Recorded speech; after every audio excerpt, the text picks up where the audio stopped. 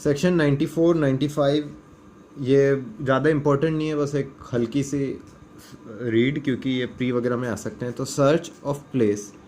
Suspected to contain stolen property, forge documents etcetera. Subsection 1 बोलता है अगर डिस्ट्रिक्ट मजिस्ट्रेट या सब डिविजनल मजिस्ट्रेट या फर्स्ट क्लास का मजिस्ट्रेट उसको ऐसी इन्फॉर्मेशन मिलती है, ऐसी इंक्वायरी के बाद जो उसे ठीक लगती है, उसके पास रीज़न टू बिलीव है कि कोई भी प्लेस डिपॉजिट या सेल ऑफ स्टोलन प्रॉपर्टी के लिए यूज़ की जा रही है, ठीक है, तो वो एक वारंट से ऑथोराइज कर देगा पुलिस ऑफिसर को, जो कांस्टेबल से ऊपर के रैंक का है, कि वो उधर एंटर करे जैसी असिस्टेंट उसे चीज़ के साथ और सर्च करे जो वारंट में स्पेसिफाइड है उस मैनर में, पोजेशन ले ले प्रॉपर्टी का फलाना फलाना ये सब, ठीक है। ऑब्जेक्शनल आर्टिकल कुछ उदाहरण तो या किस तरह के हो सकते हैं, काउंटरफिट कॉइन हो सकते हैं, फोर्ज डॉक्यूमेंट हो सकते हैं, currency notes, counterfeit currency note, counterfeit stamps हो सकते हैं, ये सब फॉल्स सील्स, ये सब हो सकता है। सेक्शन 95 है power to declare certain publications forfeited and to issue search warrant for the same. कुछ पब्लिकेशन को फॉरफिट कर देना और सर्च वारंट उसके लिए इशू करना, जहाँ पर कोई न्यूज़पेपर या बुक या कोई डॉक्यूमेंट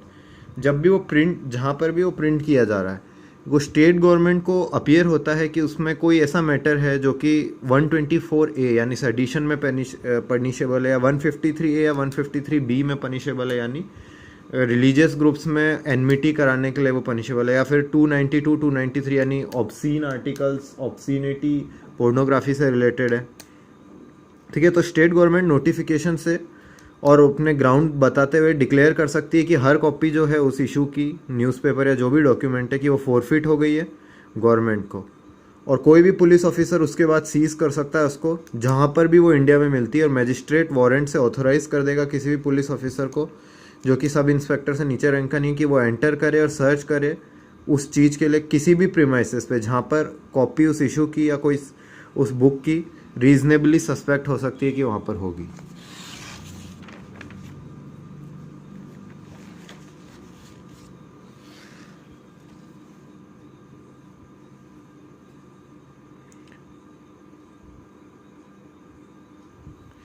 नाइन्टी सिक्स है application to high court to set aside declaration of forfeiture. तो 96 यही बोलता है कि अगर किसी इंसान को ऐसा लग रहा है कि ये उसके लिए गलत फोर्थ फीचर कर दी है तो वो हाई कोर्ट को एप्लीकेशन कर सकता है। 97 है search of persons wrongfully confined. 97 98 इनमें से कोई एक हबीस कॉर्पस से रिलेशन है टू हैव द बॉडी, ये चेक कर लेना बाद में, शायद 97 है। 97 बात करता है अगर किसी डिस्ट्रिक्ट मजिस्ट्रेट को या सब डिविजनल मजिस्ट्रेट को या फर्स्ट क्लास के मजिस्ट्रेट के पास रीज़न टू बिलीव है कि कोई पर्सन कन्फाइंड किया गया ऐसे सर्कमस्टेंसेस में कि उसकी कन्फाइनमेंट ऑफेंस अमाउंट करती है, यानी रॉन्गफुली कन्फाइंड है, ठीक है, तो वो सर्च वारंट इशू करेगा और पर्सन जिसको वारंट डायरेक्ट किया गया है वो सर्च करेगा उस पर्सन के लिए जो कन्फाइंड है, और ये सर्च मेड की जाएगी अकॉर्डेंस में, और अगर वो पर्सन मिलता है वो इमीडिएटली मजिस्ट्रेट के सामने लिया जाएगा और वो ऐसा ऑर्डर करेगा मजिस्ट्रेट जो कि सर्कमस्टेंस के हिसाब से प्रॉपर है। 98 है power to compel restoration of abducted females. तो इसमें बोला गया है upon complaints made on oath of abduction और unlawful detention of a women और a female child under the age of 18 years for any unlawful purpose, a district magistrate, sub-divisional magistrate or magistrate of first class may make an order for immediate restoration of such woman to her liberty or of such female child to her husband, parent, guardian or other person having the lawful charge of such child and may compel compliance with such order using such force as may be necessary.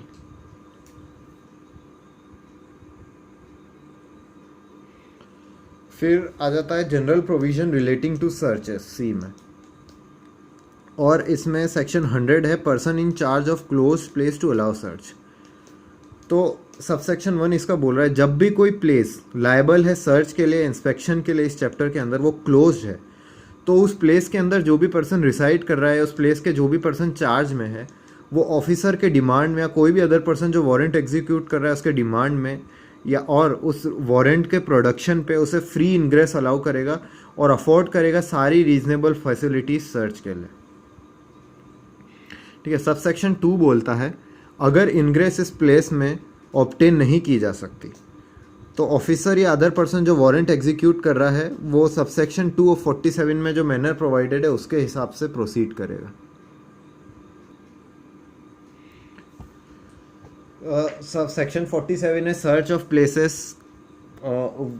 Where person has entered for person sought to be arrested, मतलब ऐसी places की search जहाँ पर जो person को arrest किया जाना है वो उस पर वो एंटर किया है। तो उसका सबसेक्शन 2 यही बोलता है जब फ्री इनग्रेस अलाउ नहीं की जाती तब वो ब्रेक ओपन कर सकता है कोई भी डोर वगैरह। अब इसका सबसेक्शन 3 की बात करते हैं। जब कोई पर्सन इन और about such place reasonably suspected है कंसीलिंग अबाउट हिज पर्सन, मतलब अपने पास वो कंसील कर रहा है कोई आर्टिकल जिसके लिए सर्च की जानी चाहिए और उस पर रीजनेबल सस्पेक्टेड है कि अपने पर्सन में ऐसा कोई आर्टिकल कंसील कर रहा है, तो वो सर्च किया जाएगा। और अगर वो पर्सन वुमेन है तो वो सर्च दूसरी वुमेन के द्वारा ही की जाएगी with strict regard to decency. अब इसका सबसेक्शन 4 बोलता है before making a search under this chapter the officer और other person about to make it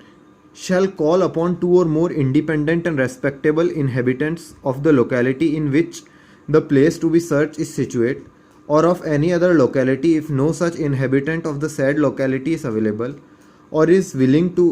be a witness to the search, to attend and witness the search and may issue an order in writing to them or any of them so to do। इसका subsection 4 बोल रहा है इस chapter के अंदर search करने से पहले ऑफिसर या फिर जो भी पर्सन सर्च कर रहा है वो कॉल करेगा 2 या 2 से अधिक इंडिपेंडेंट और रेस्पेक्टेबल इनहेबिटेंट्स जो हैं लोकेलिटी को, उनके उस लोकेलिटी पे जिस पे सर्च की जानी चाहिए, जिस लोकेलिटी में सर्च किए जाने वाली प्लेस सिचुएटेड है, ठीक है। और किसी दूसरी लोकेलिटी के भी अगर ऐसे कोई भी इनहेबिटेंट सैड लोकेलिटी के अवेलेबल नहीं है और वो विलिंग है विटनेस करने के लिए सर्च के, और वो अटेंड करेंगे और विटनेस करेंगे सर्च, और वो इशू भी कर सकता है एक ऑर्डर राइटिंग में उनको कि या उनमें से किसी को भी कि तुम ऐसा आओ सर्च को क्या बोले विटनेस करो। सबसेक्शन 5 है the search shall be made in their presence and a list of all things seized in the course of such search and of the places in which they are respectively found shall be prepared by such officer or other person and signed by such witnesses, but no person witnessing a search under this section shall be required to attend the court as a witness of the search unless specially summoned by it। तो इसका subsection 5 ये बोल रहा है कि search उनके presence में होगी और जो भी चीज़ें सीज कर ली गई हैं उस सर्च के कोर्स में और किन प्लेसेस पे वो रेस्पेक्टिवली मिली थी वो है ना एक लिस्ट में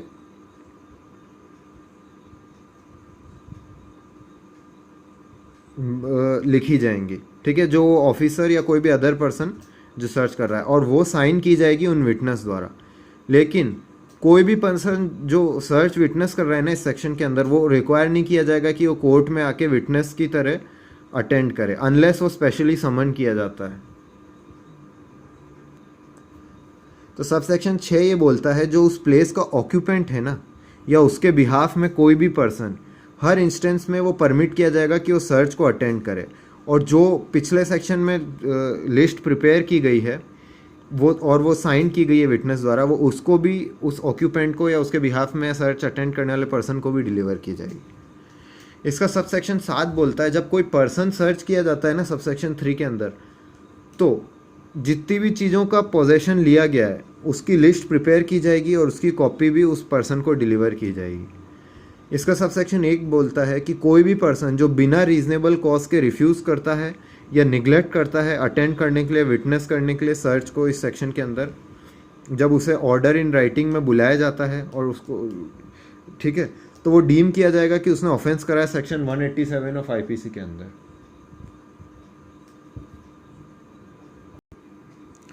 section 102 power of police officer to seize certain property. अब ये उतना इम्पोर्टेंट है कि नहीं पता नहीं, कि इस पर लिखा हुआ है यूपी जुडिशरी में आया हुआ है पर पता नहीं है, श्योर नहीं है आया कि नहीं आया, तो इसको एक बार रीड मार लेते हैं। 1. Any police officer may seize any property which may be alleged or suspected to have been stolen or which may be found under circumstances which create suspicion of commission of any offence। Subsection 2. Such police officer, if subordinate to officer in charge of a police station, shall forthwith report the seizure to that officer. Subsection 3. Every police officer acting under subsection 1 shall forthwith report the seizure to the magistrate having jurisdiction, and where the property is seized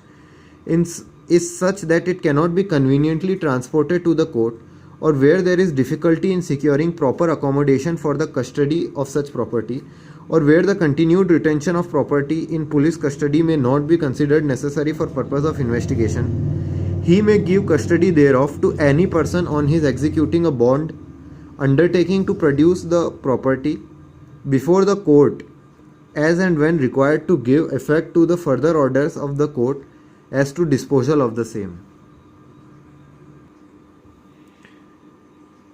provided that where a property is seized under subsection 1 is subject to speedy and natural decay,